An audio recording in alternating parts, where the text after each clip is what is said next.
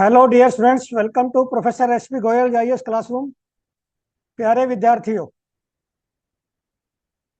मैं पिछले कई दिन से टेलीग्राम चैनल पे और कम्युनिटी पेज पे बड़ा इंपॉर्टेंट क्वेश्चन दे रहा हूँ।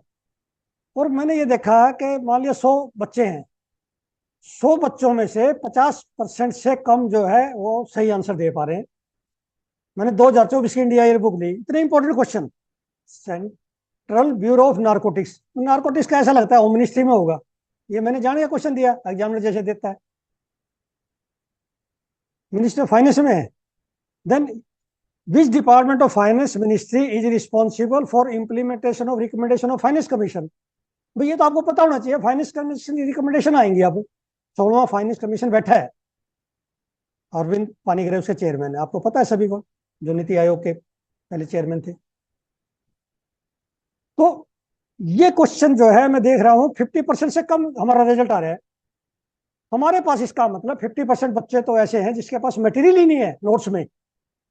जब हम 16 जून का पेपर देने जा रहे हैं, ना हमने न्यूज़पेपर पढ़ा, ना हमने इंडिया ईयर बुक पढ़ी, हमारे पास क्वेश्चन ही नहीं है। ऐसे क्वेश्चन एग्जामिनर इसी पैटर्न में मिलेंगे, सारे क्वेश्चन 16 जून को, 3 दिन के बाद हमारा पेपर है, सारे क्वेश्चन ऐसे मिलेंगे आपको, करंट में और स्टैटिक में।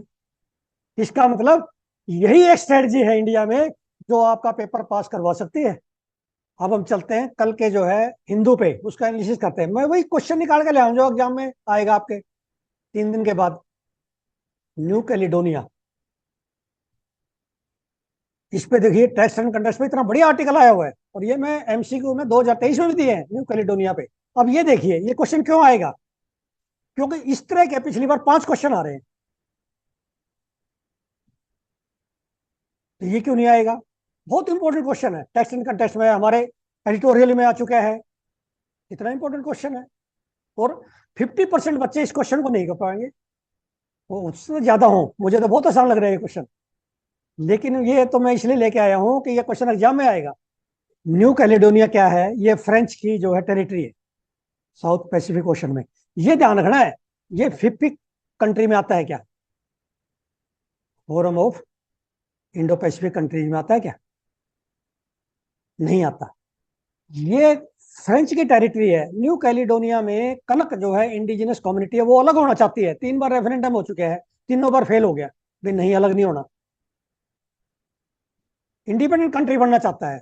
इसी तरह जो है जितने भी आते हैं ना इंडिपेंडेंट कंट्री, चाहे वो सर्बिया में है, कोसोवो में, या स्पेन में है, कैटेलोनिया, जो भी है, ये सारे आपको पता होना चाहिए। जिसमें एक क्वेश्चन आएगा 3 दिन के बाद। अब ये लोकेशन आपको पता होना बहुत जरूरी है। मैं हमेशा एक नक्शा डेली लेके आता हूँ, रोजाना एक नक्शा इसलिए लेके आता हूँ, 1 सेकंड में याद हो जाएगा, कभी नहीं भूलोगे आप।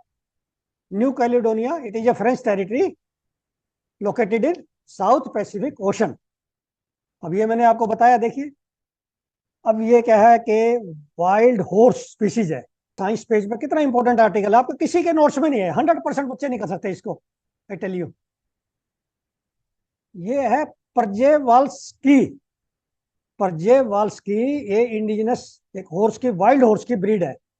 और ये कहाँ पे रिली है, फोमिन ताल reservation in western Mongolia. Mongolia China में है, रशिया में भी है ये, और कजाकिस्तान में इनको इंट्रोड्यूस किया जा रहा है, भेजे जा रहे हैं, ट्रांसलोकेट किए जा रहे हैं। तो इसलिए कितना इंपॉर्टेंट, यही पूछ लेंगे आपसे इसकी। ये प्रेजले वॉल्स की क्या है, it is a wild horse. अब ये special category status of Andhra and Bihar. आप सभी को पता है कि बीजेपी जो है मेजोरिटी में नहीं आई, उसको जो है टीडीपी और उधर जो है बिहार से उनको मेजोरिटी प्रूव करने के लिए उनसे सहायता लेनी पड़ रही है। अब क्या है कि उन दोनों स्टेट का ये है कि हमारा स्पेशल कैटेगरी स्टेटस बनाया जाए। आंध्रा भी कह रहा है, बिहार भी कह रहा है शुरू से, ठीक है ना। और प्रेशर है सेंट्रल गवर्नमेंट पे। और इस, अब हमारा क्वेश्चन क्या बनता है, ये 2024 में एक 10 नंबर का लिख लो आप, आएगा, क्योंकि आज भी आया है आर्टिकल और कल भी आया था। इसमें 5 क्राइटेरिया है SC/S के, 5 क्राइटेरिया है। हिली एरिया में है, या बॉर्डर कंट्री के पास बॉर्डर लगता है उसका, या उसकी जो है बैकवर्डनेस है, सोशो इकोनॉमिक, इस तरह के 5 क्राइटेरिया। ट्राइबल पॉपुलेशन ज्यादा है, तो ये पांचों आपको पता होना चाहिए। एक तो ये 1969 में सबसे पहले डिफाइन हुआ था, special category status finance commission ने किया था। ठीक है, तो इसके आपने ऐसे नोट्स बनाने, तो ये 500 पॉइंट लिख लो, एक ये लिख लो भी इससे फायदा क्या होगा इनको। एपी क्यों नहीं कर रहे, आंध्र प्रदेश, आंध्र प्रदेश कह रहा है हमारा हैदराबाद चला गया तेलंगाना में, कैपिटल इतनी बड़ी, हमें इसलिए चाहिए पैसा नई कैपिटल के लिए, तो ये क्वालिफाई क्यों नहीं करता। ये इसमें क्वेश्चन भी दे रखे हैं, आंसर भी दे रखे हैं। तो अब क्या किया है, जो फाइनेंस कमीशन पिछला था 15वां फाइनेंस कमीशन, उसने ये कर दिया अभी 32% से हमने 42% इवोल्यूशन कर दी रेवेन्यू की स्टेट्स को, इसलिए हम स्पेशल कैटेगरी स्टेटस खत्म करेंगे, हम वो नहीं, उसमें नहीं देंगे पैसा। तो ये इस तरह के आप क्रिटिकली पढ़ोगे तो आपका मेन का क्वेश्चन फर्स्ट क्लास तैयार हो जाएगा। अब ये ईस्टर्न कोंगो में डिस्प्यूट है, ईस्टर्न कोंगो में क्या हुआ है, North Kivu province, north Kivu province कहां पे है, ईस्टर्न कोंगो में, उसकी कैपिटल गोमा है। ठीक है, अब वहां पे जो है डिस्प्यूट हुआ, इसलिए नॉर्थ कीवू आपको पता होना चाहिए, ये डेमोक्रेटिक रिपब्लिक ऑफ कोंगो में है। ठीक है, और उसके बाद ये विलेजेस है, मसाला, माहिनी, कार में, ये सारे आपको पता होना चाहिए। ये देखिए, North Kivu province eastern Democratic Republic of Congo में है। North Kivu and Ituri are fighting, वहां फाइटिंग चल रही है, इंस्टेबिलिटी आ रही है। ये कभी भी पूछ सकते हैं आपसे, नॉर्थ कीवू, तो मेरे ख्याल में शायद पिछले बार पूछा भी हो, ऐसा मुझे ध्यान आ रहा है।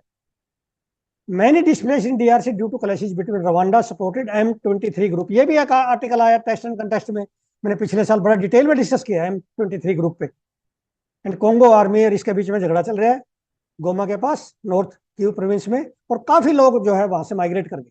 अब ये एक्सप्लेन्ड पेज पे मैं रोजाना एक दो क्वेश्चन देता हूँ, ये बड़ा अच्छा आया हुआ, हालांकि आपने ये पढ़ लिया कई बार, स्पीकर की पावर लक्ष्मीकांत में पढ़ी है, लेकिन इनमें जो आती है थोड़ा सा हटके आता है, कई बार एक दो स्टेटमेंट फालतू मिल जाती है। एक तो ये कहता है स्पीकर हमेशा बाद में बनता है, तो पार्लियामेंट हमारी ये जो है लोकसभा कॉन्स्टिट्यूट होती है, बाद में बनेगा ना जब जीत के आएंगे, और सिंपल मेजोरिटी से बनता है, ये कई बार हम स्किप कर जाते हैं उसमें, हालांकि लक्ष्मीकांत, लेकिन जब हम ये पढ़े तो लक्ष्मीकांत से इसकी पावर देख लें स्पीकर की। अब ये मैंने बताया आपको, बिहार ने भी कहा है हमें स्पेशल कैटेगरी स्टेटस, तो अपने असेंबली में पास कर दिया। तो ये भी आर्टिकल, दोनों आर्टिकल पढ़ के इनके नोट्स बना लो, एक 10 नंबर का आपका क्वेश्चन पक्का हो गया। अब ये साइंस पेज में देखिए कितना इंपॉर्टेंट आर्टिकल है, न्यू पोर्टेबल एटॉमिक क्लॉक। एक तो एटॉमिक क्लॉक पता होना चाहिए, इसी में यूज होता है। तो इसका क्वेश्चन देखिए, मैंने निकाला है, क्वेश्चन देखिए कितना इंपॉर्टेंट क्वेश्चन निकाला है। Atomic clocks are the backbone of globe GPS, optical atomic clocks are more accurate, सबसे एक्यूरेट ये है ऑप्टिकल एटॉमिक से भी। India uses a CS-133 atomic clock to define second for time keeping within its borders. CS-133 an isotope of cesium is highly stable atom. Do you think आपके notes में ऐसे question मिल सकते हैं? ऐसे question में 5000 question आपको पूरे साल में दे दूंगा, एक बहुत ही मीगर कहते नॉमिनल फी पे। और दूसरे तो आपको पता ही है, पूरे आपके इसके साथ साथ आपको वो भी मिलेंगे स्क्वीज करके 200-300 जितने भी क्वेश्चन निकलेंगे, इंडिया ईयरबुक 2024 के, योजना के, पॉलिटी में, एनवायरमेंट। तो ये तो मैं बार बार बताता हूँ, इसलिए इसके कोर्स को आप इमीडिएटली ज्वाइन कर लो। इस तरह क्वेश्चन देख के, ये RKV के आर्टिकल आते हैं, CRPC पे, लॉ पे आते हैं, ये हमें पढ़ने चाहिए, अच्छे आर्टिकल होते हैं इनके अप्लाइड। तो ये IPS में थे पहले।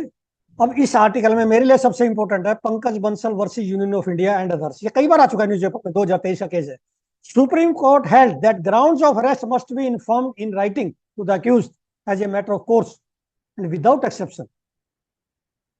मतलब अक्यूज्ड को ये राइटिंग में बताना है आईओ ने, ये बड़ा इंपॉर्टेंट केस आया है। अब ये जजमेंट का जो है, एक तो आर्टिकल 22 जो है कॉन्स्टिट्यूशन, ये कहता है ये फंडामेंटल राइट है अक्यूज्ड का, उसको इन्फॉर्मेशन पता होनी चाहिए, भाई उसको क्यों अरेस्ट किया जा रहा है, ठीक है ना।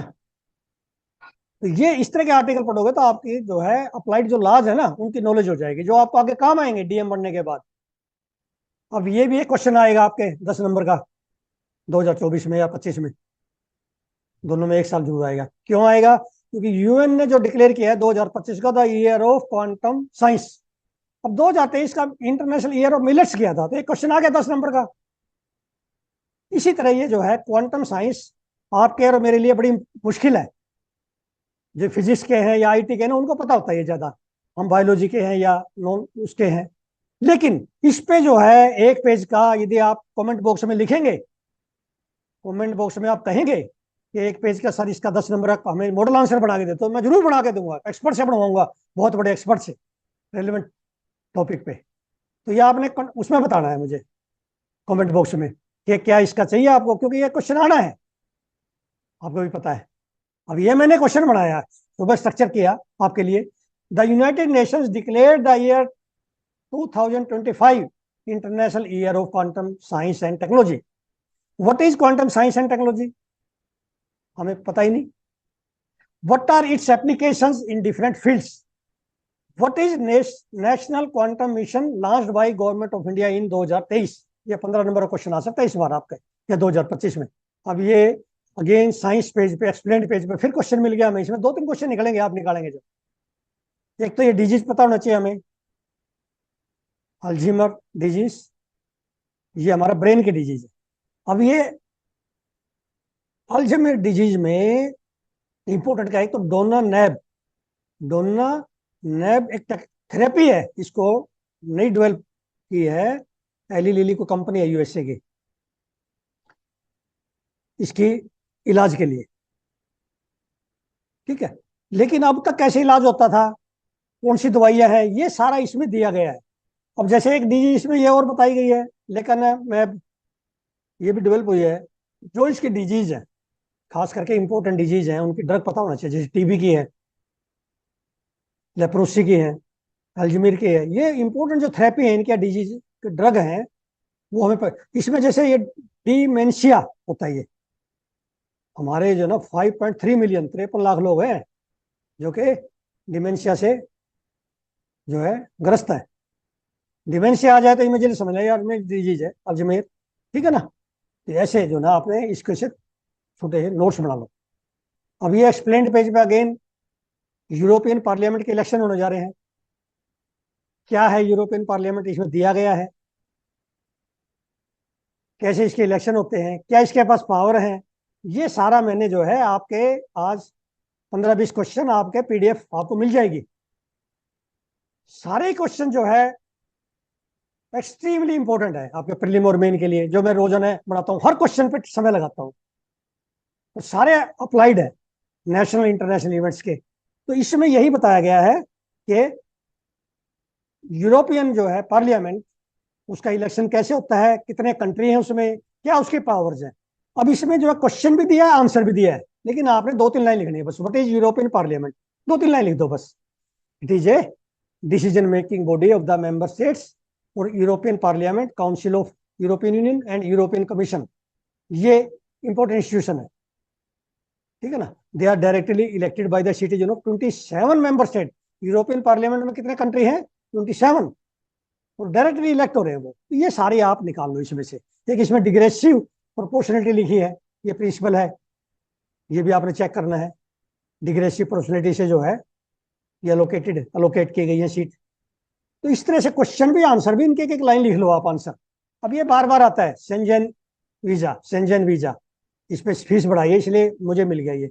एक तो हमें ये पता होना चाहिए सेंजन वीजा क्या है। भाई सेंजन वीजा में यूरोप के कुछ ऐसे कंट्री हैं जिन्होंने बॉर्डर लेस कर दिया उनको, कहीं पे भी जाओ आप सेंजन वीजा लेके, लेकिन उसकी कंडीशन है आप कितने दिन ठहर सकते हो। 90 डेज मैक्स स्टे है आपका मैक्सिमम।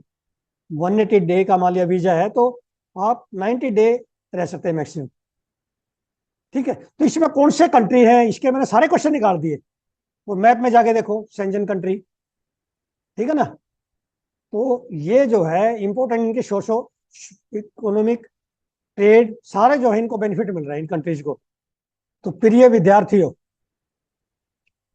मेरे पास आप सभी को पता है मिनिमम फैसिलिटीज है।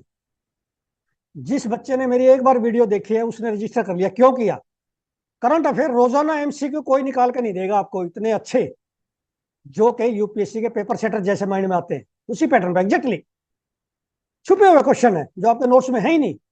2025 में आपके नोट्स में होंगे ही नहीं है 5000 क्वेश्चन मेरे, कोई विरला ही होगा। दूसरा, कोई भी ऐसा इंस्टीट्यूट नहीं है इंडिया में जो इंडिया ईयरबुक 2024 से आपके 200 300 400 500 क्वेश्चन निकाल दे, स्क्वीज कर दे उसको। पढ़ने की जरूरत नहीं आपको उसको दोबारा। योजना, फिर आपके जो है एग्रीकल्चर के वो क्वेश्चन जो एनसीईआरटी में नहीं है लेकिन आएंगे एग्जाम में, बड़े इंपॉर्टेंट है। एनिमल हस्बेंड्री कोई टच ही नहीं करता। एनवायरमेंट क्योंकि मेरा सब्जेक्ट है एग्रीकल्चर साइंस में, उसके मैंने कितनी बार जो है आपको कितने टेस्ट दिए हैं पिछली बार, 400-500 क्वेश्चन दिए एनवायरमेंट के। इसी तरह इस बार 400-500 क्वेश्चन आपको एनवायरमेंट के ऐसे मिलेंगे जो आपकी किताबों में नहीं है, स्टैंडर्ड बुक्स में। इंपॉर्टेंट है वो, इसलिए आप इमीडिएटली जो है कोर्स को रजिस्टर कीजिए, ताकि सारा पिछला भी आपका जो है सारा के सारा मैं आपका मेल पे आपके भेज दूं, पूरा मटेरियल 1 मई से। Thank you very much, take care.